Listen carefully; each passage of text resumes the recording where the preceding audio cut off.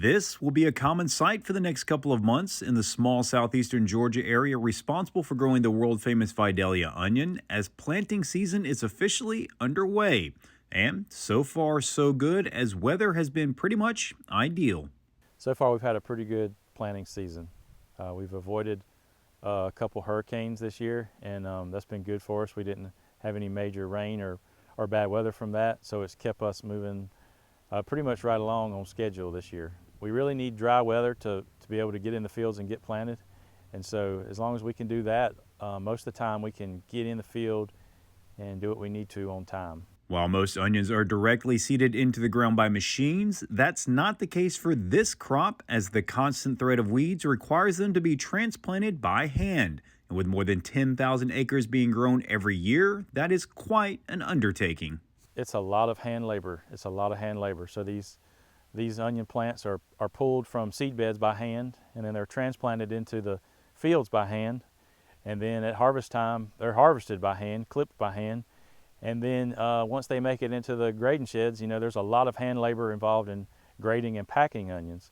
So it's very labor intensive all the way around from beginning to end. For that reason, finding seasonal labor is vital to the success of this crop, and fortunately, that hasn't been a major issue this planting season. Not any major problems this year to speak of, but I will say it's always on their mind. We never know when things are going to happen, and labor may be short. And I think growers are always looking, or always in the back of their mind, they want to be prepared for that if they can. Once the crop is in the ground, growers will maintain good management practices by fertilizing and spraying it while also hoping for a lot of mild weather. Weather is always a concern. There's no way really around it. You don't ever know what you're going to get. So we hope we don't have any extremes in weather, any really hot weather or really cold weather. Too much warm weather we can get a lot of onion growth, a lot of foliage growth, maybe earlier than we want, which could set us up to maybe be more susceptible to freezes or other things like that. That's probably the main thing. With so much time and effort going into growing this crop each and every year, it's easy to see why there is so much satisfaction that goes into the final product.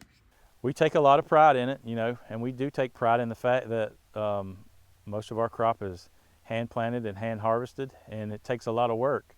And so they've got a lot to be proud of, as much work as they put into their crop. Reporting from Toombs County, I'm Damon Jones for the Farm Monitor.